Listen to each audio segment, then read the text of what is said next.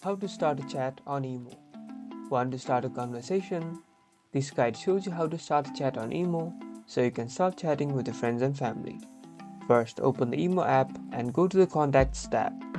At the bottom of your screen, you'll see a list of all the contacts who are on IMO.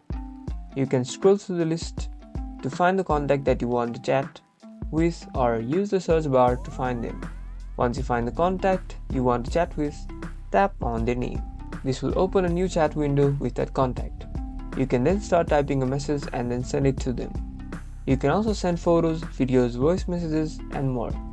You can also start a new chat by tapping on the new chat button.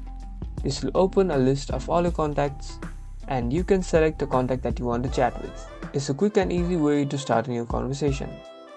You now know how to start a chat on IMO. Get ready to start chatting. Like and subscribe for more iPhone app tips.